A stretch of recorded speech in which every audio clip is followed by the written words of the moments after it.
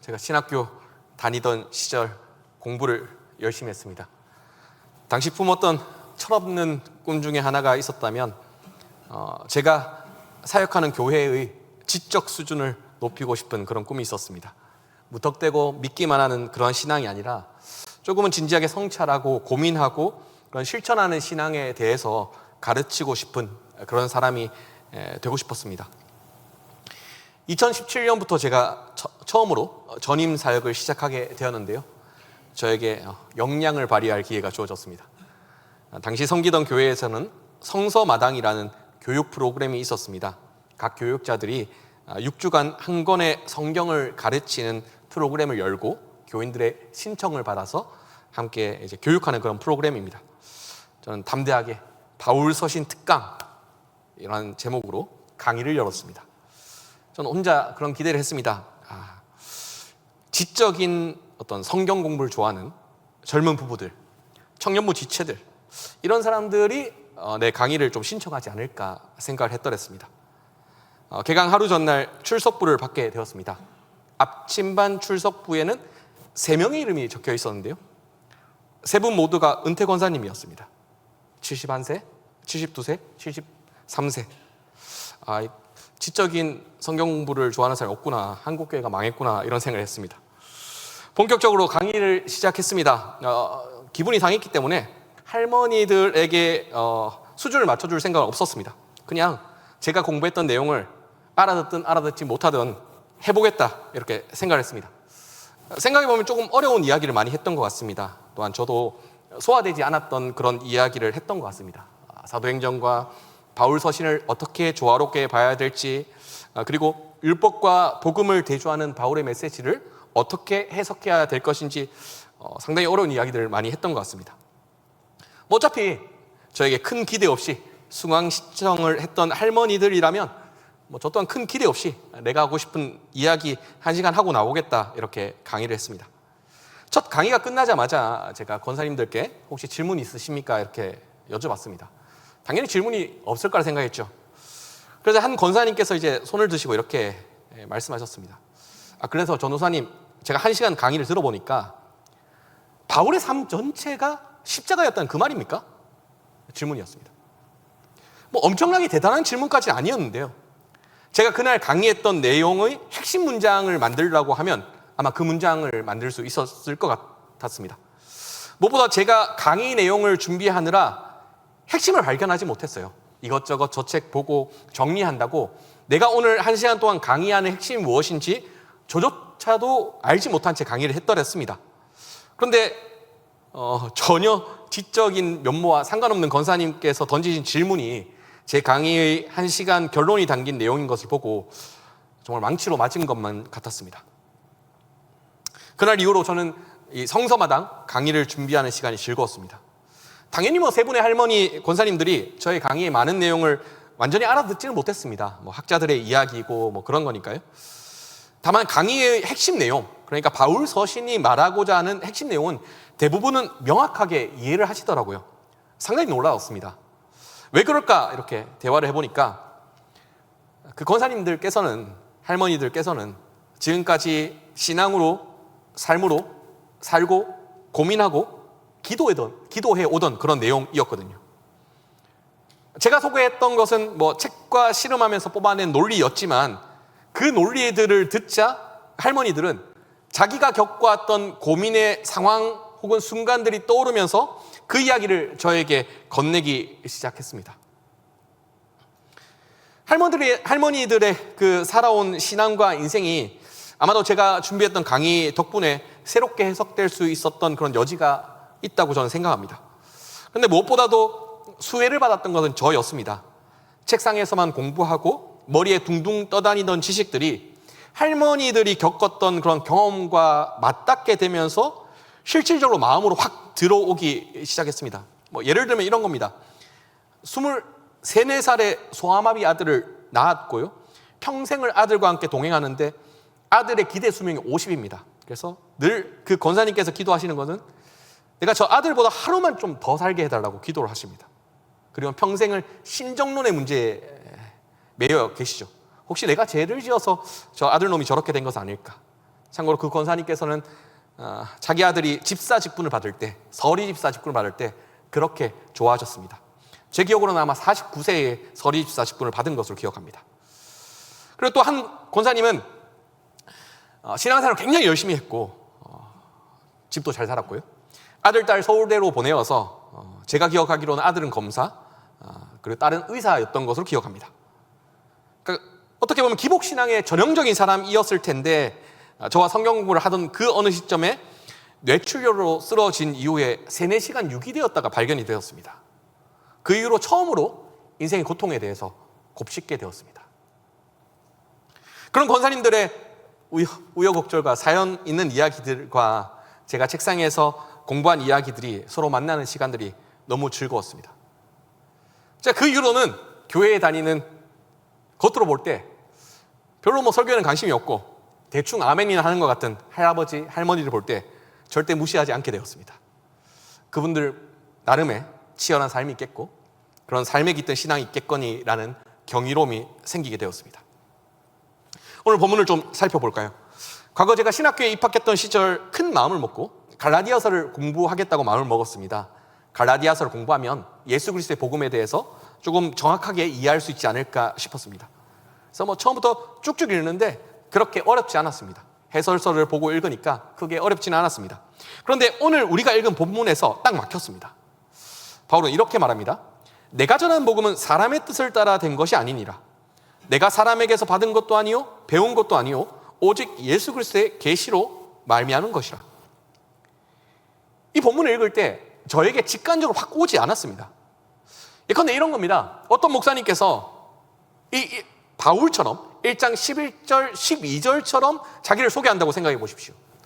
나는 신학교에서 복음을 배우는 것이 아닙니다. 저는 제가 존경하는 목사님께 복음을 배운 것이 아닙니다. 예수 그리스도께서 계시로 전달해 주셨습니다. 이 사이비 종교 지도자가 할 법한 멘트이죠. 실제 1장 11절, 12절은 과장된 수사입니다. 이런 과장된 수사는 보통 어떤 사람들이 쓰냐 하면 종교적 카리스마를 독점적으로 확보하기 위한 목적으로 이런 과장된 수사를 씁니다. 예컨대 이만희, 정명석, 안상홍, 장길자 같은 이들이 이런 주장을 서슴지 않을 것입니다. 나만 옳다, 이거죠. 그렇게 저는 더더욱 이 본문이 이해가 되질 않았습니다. 바울은 어떤 연유로 이런 말을 하고 있는 것일까? 바울은 사이비 교주는 아닐 텐데 어떤 의도로 이런 말을 하고 있었던 것일까? 이 갈라디아 교회는 사도행전 13장, 14장에 등장하는 그 지역 위에 세워진 교회일 것이라고 대다수의 학자들이 추정하고 있습니다. 이 13장, 14장은 사도 바울의 1차 전도 여행, 그러니까 사역의 초기에 세워진 교회들입니다. 아마 대다수의 모든 교회가 그랬겠지만 갈라디아 교회 또한 두 부류의 그리스도인들이 공존했습니다. 하나는 유대인 그리스도인인데요. 바울의 선교 여행을 다니다 보면 바울이 전도하는 곳은 어디냐면 각 지역의 회당입니다. 회당에는 유대인들이 모여있고 그 유대인들은 메시아 예수 그리스도를 믿지 않습니다. 그들은 일부는 메시아를 기다리고 있고 일부는 메시아가 오지 않을 것이다 라고 생각하는 다양한 믿음이 섞여 있는 유대인들 집단입니다. 바울은 거기 가서 메시아가 왔다, 우리가 기다리던 메시아가 왔는데 그 메시아가 십자가에 못 박혔고 부활했다라고 증언을 했습니다. 그러면 거기에 모인 유대인들은 이 복음을 듣고 믿는 자, 반응하는 자와 믿지 않은 자가 나뉘게 됩니다. 그러면 믿게 된 소수의 사람들이 교회에 합류하게 됩니다. 그러니까 대다수의 유대인들은 예수님을 믿지 않았습니다. 예수님이 믿는 것이 어떤 의미일까? 그 메시아가 무슨 일을 했는데? 반문했습니다. 하지만 일부의 소수의 유대인 그리스도인들은 바울에게 합류하여 그 지역에 교회를 세워 나갔습니다. 근데 제 생각에는 바울도 선교여행을 떠날 때는 전혀 예측하지 못했던 일들이 펼쳐졌는데요. 그 일들은 무엇이냐면 회당에 가서 예수 그리스도의 복음을 선포할 때에 그 회당에 있었던 유대인들이 아니라 회당에 방문하던 유대인들의 하나님 여호와에 대하여 호감을 가졌던 이방인들이 바울의 복음 선포를 듣고 흥미를 느꼈다는 겁니다. 그러니까 유대인들의 하나님 여호와는 뭔가 우리와 거리감이 느껴졌는데 바울이 선포하는 복음은 나와 거리감이 없이 가까이 다가왔다는 겁니다. 그러면서 이방인 그리스도인들이 속칭 여호와 하나님께 대하여 호감을 가졌던 이방인들이 교회에 대거 합류하게 되었습니다. 그러니까 대다수의 교회들은 소수의 유대인 그리스도인들과 다수의 이방인 그리스도인들의 연합체로 시작되었습니다. 이 유대인 그리스도인들은 오늘날로 말하자면 모태신앙 그리스도인입니다. 그러니까 어린 시절부터 교회에 다녀서 교회 생활을 너무 잘 알고 있는 그런 친구들이죠. 11조가 무엇인지, 감사헌금이 무엇인지, 맥주절이나 추수감사절 같은 절기마다 헌금을 내는 것이 너무도 자연스러운 친구들입니다. 새벽 예배, 수요 예배, 금요 기도회, 주일 예배, 주일 오후 예배 참여하지는 않더라도 교회에는 그런 예배가 있어 정도를 알고 있는 사람들이고요. 직분과 조직에 대해서도 잘 알고 있습니다. 장로님들끼리 당회를 운영한다. 안수건사와 집사들이 있다. 안수 집사와 건사들이 있다. 그리고 각 남성교회 여전도회가 존재한다는 사실도 알고 있습니다. 교회가 어떻게 돌아가는지 싹 다 알고 있는 사람들이죠. 그런데 이방인 그리스도인들은 오늘날로 말하면 이제 막 예수님을 만났는데 교회에 처음 나오기 시작한 그리스도인들입니다. 교회 생활에 대해서 아는 것이 없죠. 예수님을 만났는데 왜 하루에 예배를 2번 드려야 되지? 왜 수요일도 예배를 드려야 되지? 금요일은 왜 기도를 해야 돼? 왜 새벽 기도를 나와야 해? 왜 헌금 봉투가 이렇게 많은 거야? 교회 안에는 이 계급이 있는 거야 뭐야? 이런 다양한 질문들이 있습니다. 그러면 예수님을 만난 교회를 다니지 않았던 이 그리스도인들에게 우리는 어떻게 해야 할까요? 교회 생활을 가르쳐줘야 되겠죠. 모태신앙인들이 초신자들을 가르쳐 주어야겠습니다.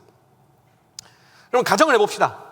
모태신앙의 그리스도인들은 오랫동안 교회를 다녀왔습니다. 근데 예수를 믿진 않았어요. 근데 어느 순간 딱 여기서 예수를 믿고 교회를 열심히 다니게 되었습니다. 그러니까 교회에 대해서 정말 아는 것이 많았는데 예수님을 믿은 시점은 바로 직전입니다. 또한 초신자 그리스도인들 또한 이 모태신앙 그리스도인처럼 갓 예수를 믿었습니다. 하지만 초신자 그리스도인들은 교회 생활에 대해서 전혀 알지 못합니다. 그러면 예수님을 만난 시점, 중생의 시점을 본다면 둘은 크게 차이가 없습니다. 크게 차이가 없습니다. 그런데 교회 생활에 대한 지식만큼은 모태신앙 그리스도인들이 월등히 높은 겁니다. 여기서 문제가 발생하겠죠. 모태신앙인들은 예수님을 만난 감격으로 이제야 교회 생활을 좀 뜨겁게 해보려고 하는데 계속해서 초신자 그리스도인들에게 헌금 봉투는 이렇게 나와 있고 예배는 이렇게 구성되고 저분은 권사님이고 저분은 안수 집사님이고 이런 이야기들을 구구절절 설명해야 됩니다. 그것이 따분할 수도 있고요. 때로는 그런 것들을 가르쳐주면서 묘한 우월감을 느끼기도 합니다. 초신자 그리스도인들 또한 크게 다르지 않을 겁니다. 이제 막 예수님을 만나서 본격적으로 신앙생활을 하고 싶은데 너무 알아야 할 여러 가지 상황들이 많은 겁니다. 왜 이렇게 헌금 봉투를 많은 거지? 왜 이렇게 예배를 많이 드려야 돼? 왜 교회에 이 계급 같은 것이 있어? 잘 납득되지 않습니다. 무엇보다 자기처럼 이제 막 예수님을 만난 것 같은데 모태신앙 그리스도인들이란 친구들이 교회 오래 다녔다는 이유로 따박따박 하나하나 가르치기 시작합니다. 짜증나는 거죠. 이게 바로 갈라디아 교회에서 일어났던 문제입니다. 유대인 그리스도인들은 율법을 전혀 이해하지 못하고 있는, 구약에 대해서 전혀 모르고 있는 이방인 그리스도인들에게 율법에 대해서 가르치려고 했습니다. 율법을 가르치는 것 자체는 문제가 아닙니다. 실제로 바울이 말하는 수많은 이야기들을 좀 이해하려면 구약 성경을, 율법을 좀 이해해야 합니다. 근데 문제는 뭐냐면 어느새 그러다 보니까 교회는 예수님에 대해서 말하는 공간이 아니라 율법을 가르치는 공간으로 변질되어 버렸다는 겁니다. 즉 오늘날 우리에게 와닿는 그런 해설을 하자면, 비유를 들자면 교회에 왔는데 정작 들어야 할 말씀은 들리지 않고 예배의 감격은 잃어버리고 성도의 교제는 사라진 상황에서 끈질기게 우리가 하는 이야기가 뭐냐면 교회 생활과 관련된 이야기입니다. 적어도 예배 시간 5분 전에는 오자, 적어도 예배 시간 나갈 때는 쓰레기를 정리하자 등등의 부차적인 이야기만 주구장창 하고 있는 겁니다. 그런 시간이 지속될수록 교회의 동력은 사라지게 되죠. 교회의 활력은 사라지게 됩니다. 예수님을 만난 감격이 사라지게 됩니다. 율법과 관련된 쓸데없는 논쟁들로만 교회가 가득하게 됩니다. 문제는 무엇이냐면 이 갈라디아 교회가 바울 사역 초기에 세워진 교회라는 것입니다. 사도 바울에게도 당시 그리스도 교회에게도 이와 같은 문제가 발생한 적이 단 한 번도 없었습니다.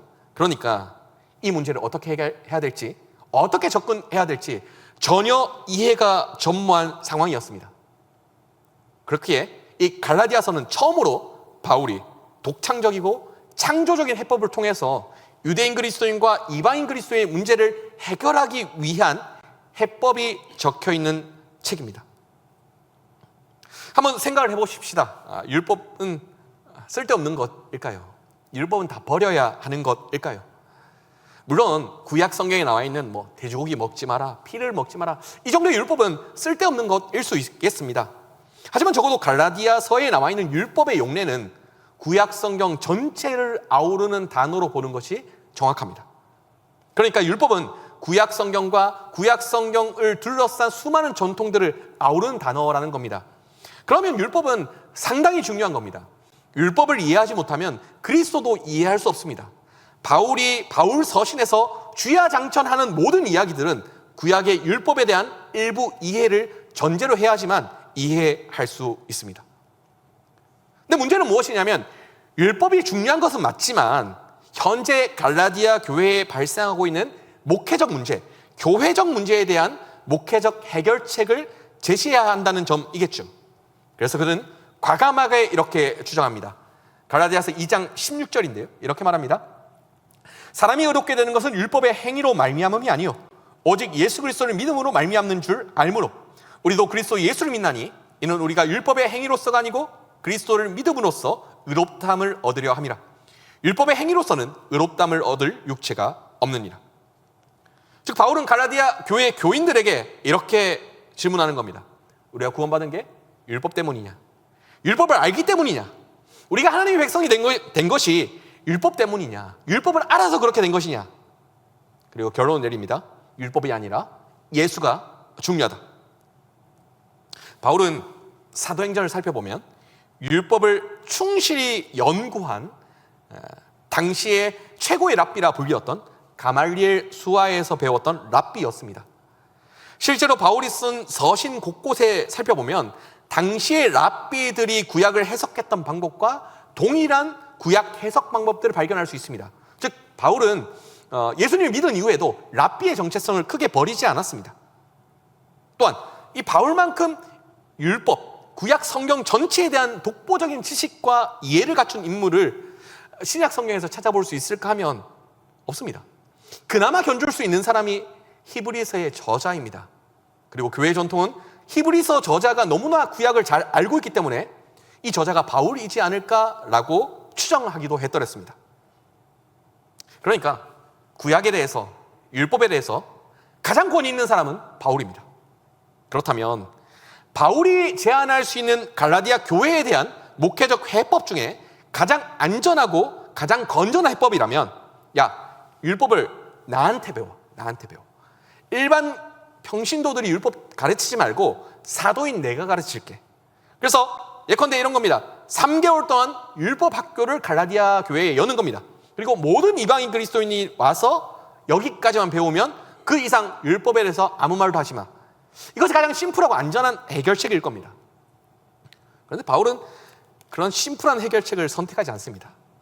오히려 그는 이 갈라디아 교회의 위기 앞에서 질문합니다.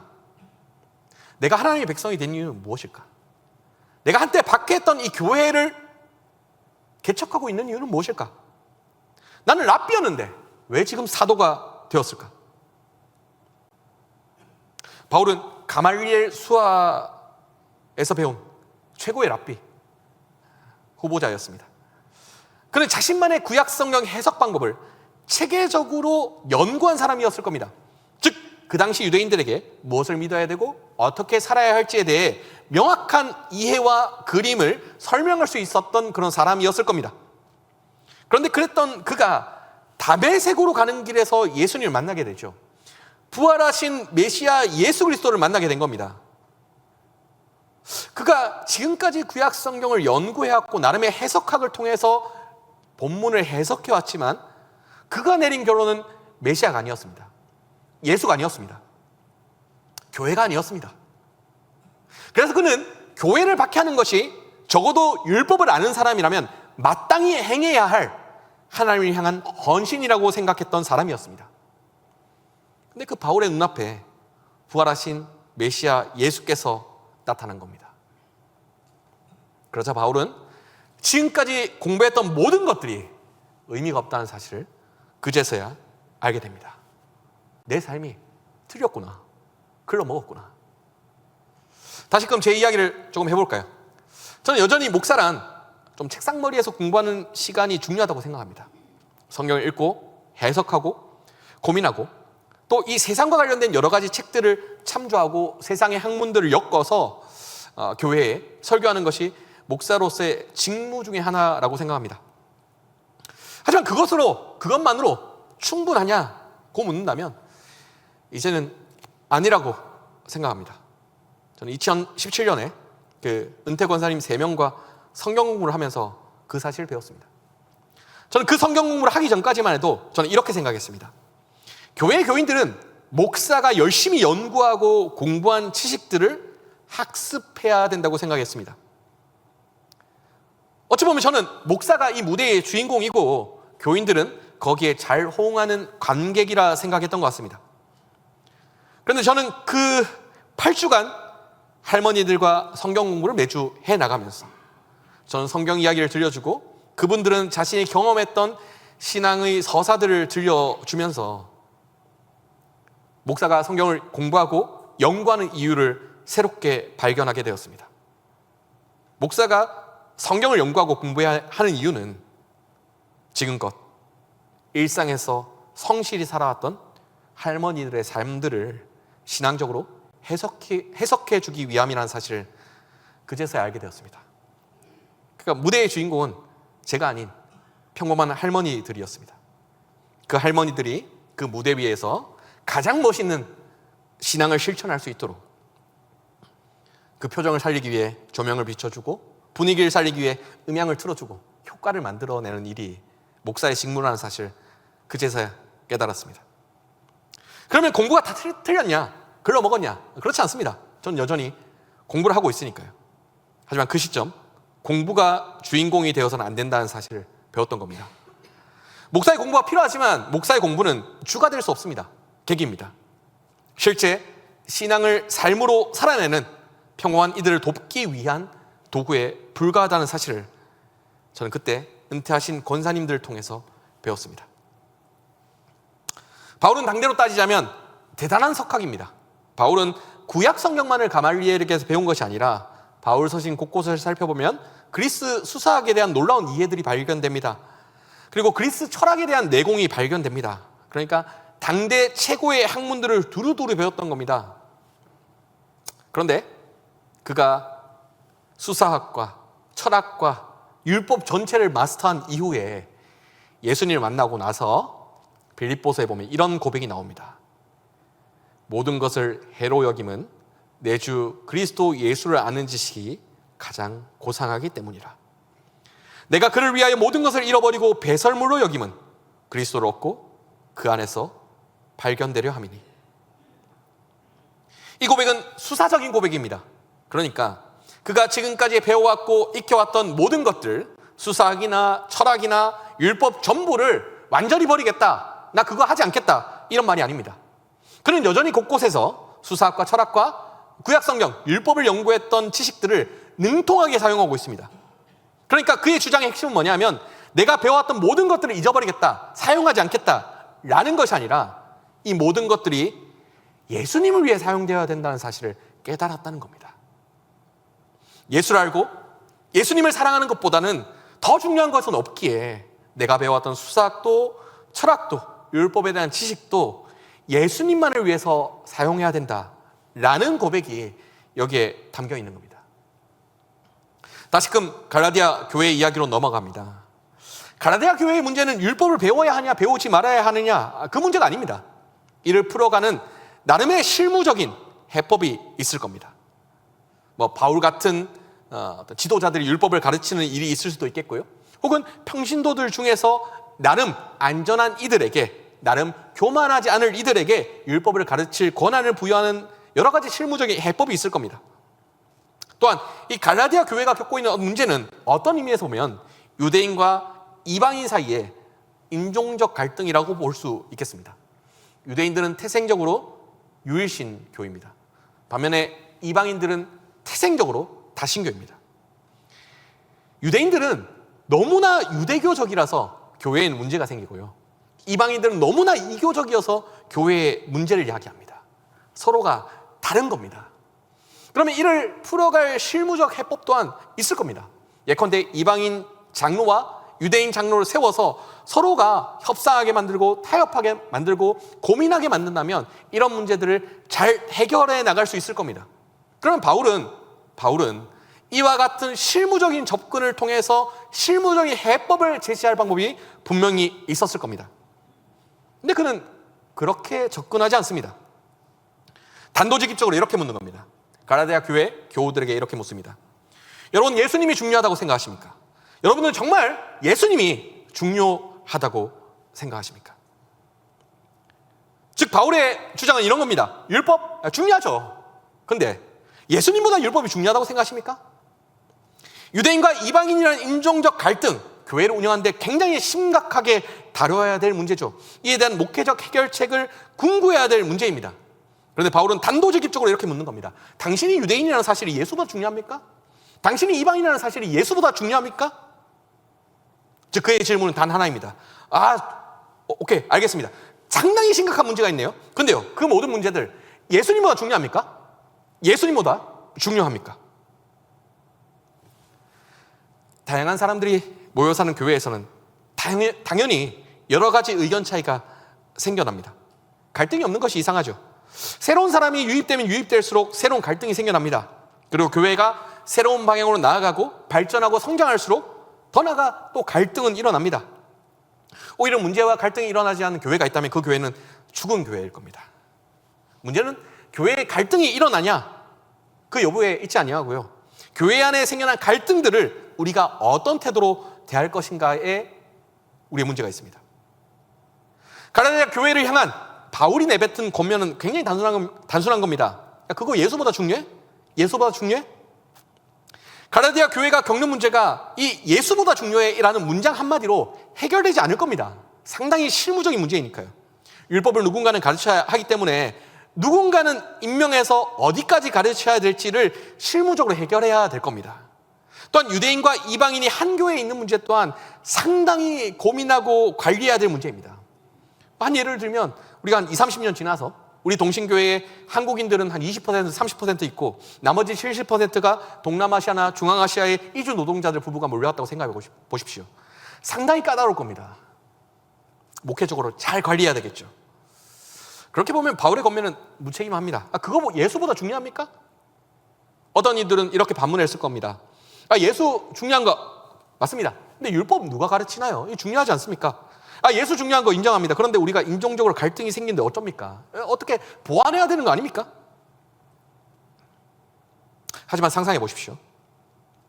만약에 한 교회에 속한 모든 교인들이, 모든 그리스도인들이 다른 어떤 문제보다 우리 교회에 가장 중요한 것은 예수라는 확신이 있다면 진짜 그렇게 생각하고 믿는다고 생각해 보십시오. 예컨대 수련회 관련해서 회의를 합니다. 누군가는 바다에 있는 숙소를 정하고 싶다. 나는 바다를 보고 싶어 라고 이야기합니다. 그리고 어떤 사람들은 나는 산에 가고 싶어, 산 쪽에 있는 숙소로 가고 싶어 이야기합니다. 그것 때문에 갈등이 생길 수 있습니다. 그런데 그 외에 참여하는 모든 사람들이 바다가 중요한 게 아니라 예수가 중요하지, 산이 중요한 게 아니라 예수가 중요하지 라는 사실에 합의에 이를 수 있다면 그게 마음이 상하진 않을 겁니다. 그게 마음이 상하진 않을 겁니다. 실무적으로 어디를 가야 하는지는 정해야 되겠지만 크게 마음이 상하진 않을 겁니다. 따지고 보면 교회의 모든 문제는 진짜 우리에게 중요한 것은 예수라는 이 단순한 사실이 믿겨지기만 한다면 생각보다는 쉽게 넘어갈 수 있습니다. 약간 마음이 상할 때도 다른 것보다 예수가 중요하긴 해 하면 쉽사리 넘어갈 수 있는 겁니다. 약간 상황이 풀리지 않고 답답한 상황이 있더라도 예수가 제일 중요하지 라고 하면 웃으며 넘어갈 수 있습니다. 오늘 우리가 읽었던 본문들을 다시 살펴볼까요? 바울은 상당히 과장하여 이렇게 말하고 있는 겁니다. 복음? 그건 내가 사람들에게 전달받는 거 아닙니다. 사람들에게 배운 것도 아닙니다. 예수님께서 계시로 저한테 준 겁니다. 사실 바울의 삶에는 생각보다 많은 이들의 손길이 묻어 있습니다. 그에게 박해를 받았던 이들의 비명과 죽음 때문에 바울은 회심했습니다. 그가 밝은 빛으로 시력을 잃었을 때에 그의 곁에 바울을 부축해 주는 사람들이 있었고요. 바울에게 안수했던 아나니아라는 사람이 있었고요. 그리고 바울이 교회 안에서 외면당할 때에 그가 사역할 수 있게끔 바나바라는 사람이 도와주었습니다. 그러니까 바울은 정말 많은 사람들의 도움과 희생 때문에 여기까지 온 겁니다. 근데 바울에게 네가 회심한 이유 뭐냐? 묻는다면 바나바를 언급할 수도 있겠고 아나니아를 언급할 수도 있겠고 여러 사람들을 언급할 수 있겠지만 그는 이렇게 말할 겁니다. 예수님 때문에 회심했다고. 예수님 때문에 회심했다고. 즉 바울은 수사법을 통해서 수많은 다양한 이유가 있겠지만 정말 독보적인 유일한 이유 하나만 꼽으라면 그 이유는 예수밖에 없다고 주장하는 겁니다. 예수 외에는 아무것도 아니라고 주장하는 겁니다. 어쩌면 바울이 주장했던 11절 12절의 이 문장은 바울이 갈라디아 교회 교인들에게 정말 듣고 싶었던 말일지도 모르겠습니다. 바울 사도님, 구원은 제가 유대인이라 받은 것이 아니었습니다. 제가 율법을 안다고 구원받은 것이 아니었습니다. 저 예수님 때문에 구원받았습니다. 제가 율법 안 나는 것이 무엇이 그렇게 중요하겠습니까?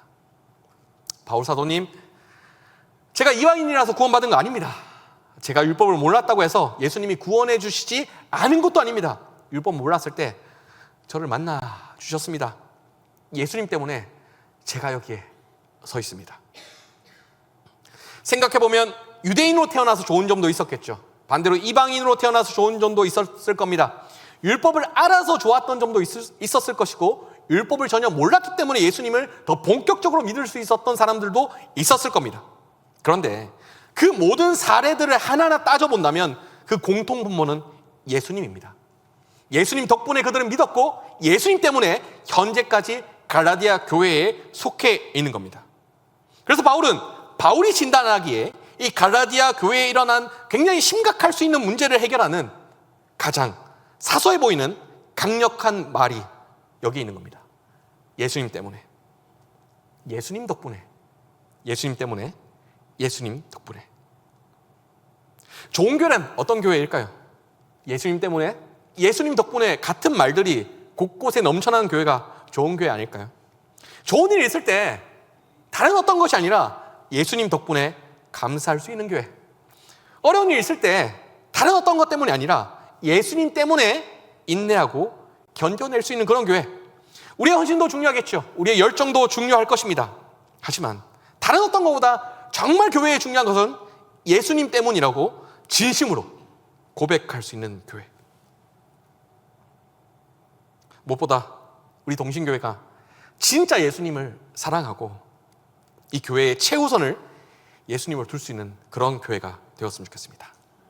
또한 우리 모든 개개인들이 다른 무엇보다 진짜 예수님을 제대로 사랑할 수 있는 그런 사람, 입만 열면 예수님 덕분에, 예수님 때문에 라고 말할 수 있는 그런 사람이 되었으면 좋겠습니다.